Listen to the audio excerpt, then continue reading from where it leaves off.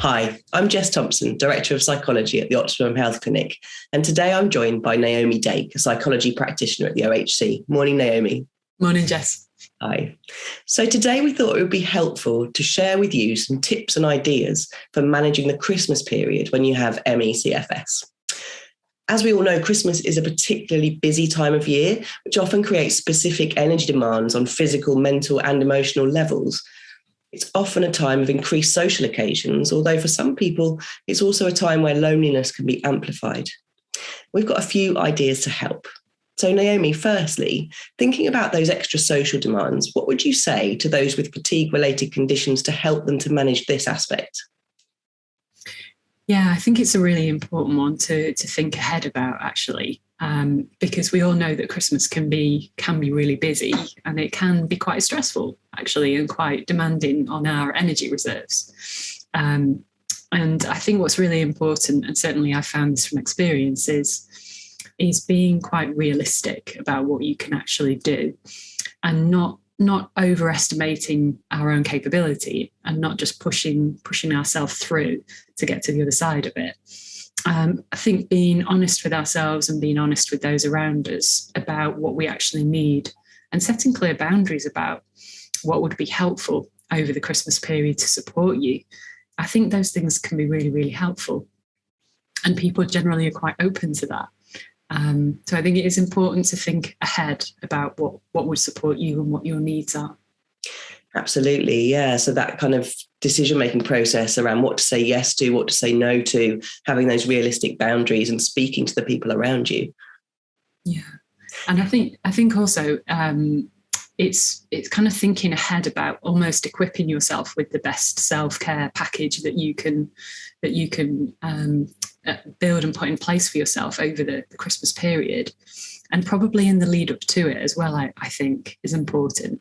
So really trying to get those daily practices in place ahead of Christmas. I think for the things that we know help us and the things that we know we find healing and relaxing, I think trying to establish and hold that kind of daily pattern and daily routine is really helpful, so that it doesn't all just go out the window and then we have to try and recover after Christmas when we're really worn out. Actually putting something in place ahead of time and getting into that practice is probably a really good thing. I think also making space for yourself over Christmas. I think that's really important. Often we're trying to see as many people as we can and cram as many things in as we can at the end of the year. And I think it's important. And again, I know this from experience, we tend to do better when we've got time for us in there, time to relax and do things that we enjoy, as well as some of the other things that we might want to do with other people. Absolutely. So the importance of creating space and having a really good healing routine. And for those people who are perhaps more severely limited, where loneliness at Christmas can be amplified, what would your suggestions be around managing that at this time of year?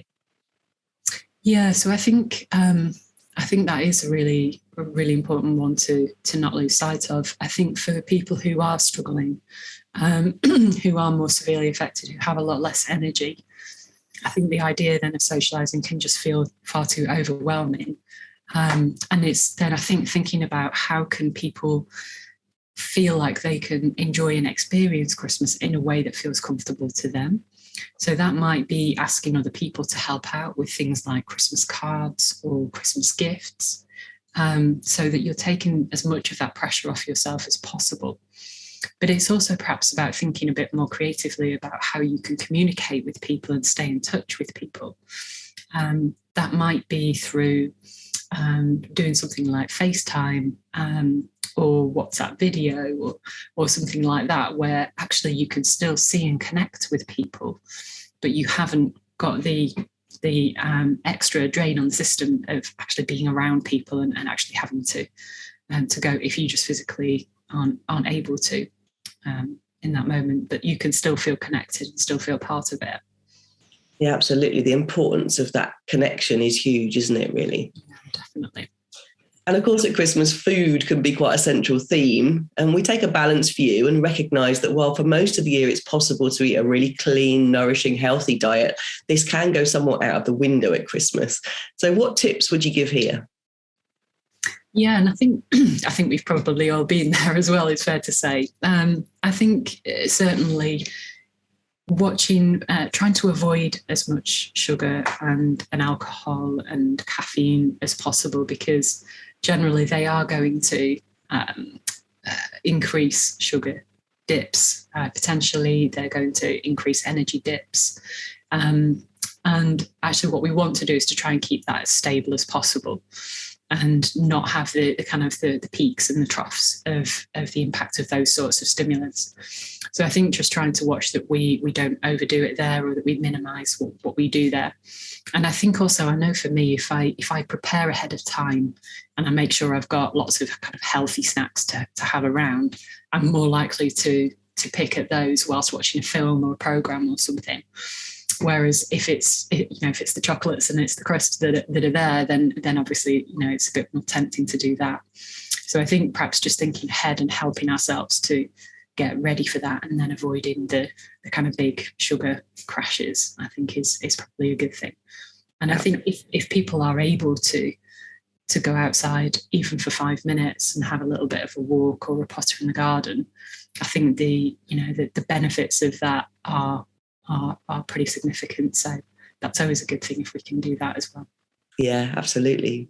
And we talk about different psychological subtypes and the influence these ways of being can have on energy levels. So the achiever type, anxiety type, and helper type all face challenges at Christmas time. Do you have any suggestions for each of these subtypes in terms of how to manage these patterns? Yeah, sure. So if I just take each one, so if we're thinking maybe first about the helper pattern, that is obviously really important to stay connected to your own needs and really check in with yourself each day, and often several times during that day, to really check in on how am I feeling, what do I need right now, what would be helpful. I think those things can really help so that we don't get caught up in just what everybody else is doing and what everybody else needs, and kind of forget about ourselves a little bit in there. And really stick again with our own boundaries and our own expectations. If we've made a commitment to ourselves that we know we can stay for this amount of time, then let's not stay for twice that or 3 times that, because that is then going to drain the system. And feel okay to kind of stick to your own needs and make sure that you stay within your energy envelope, because that will then be helpful for you. I think in terms of the achiever, clearly there's loads of things that we can try and achieve over Christmas, and we can kind of push ahead and push through in wanting to make it the best experience or the best day or whatever it may be.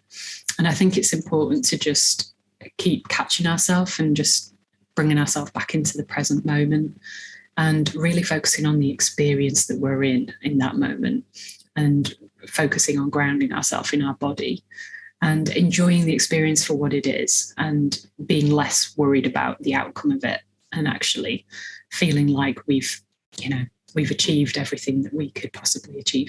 Actually, it's a bit of time off for our achiever. Yeah. So I think that can be quite nice.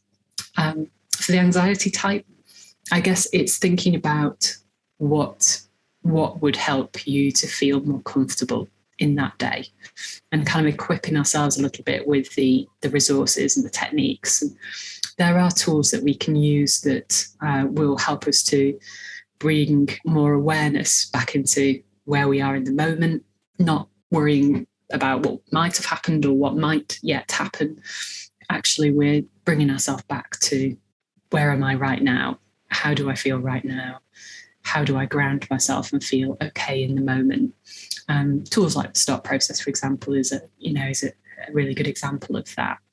But generally being more mindful about where we are right now, and allowing ourselves to enjoy the experience of it and feel connected, feel safe in our own kind of self-care. I think that's an important one.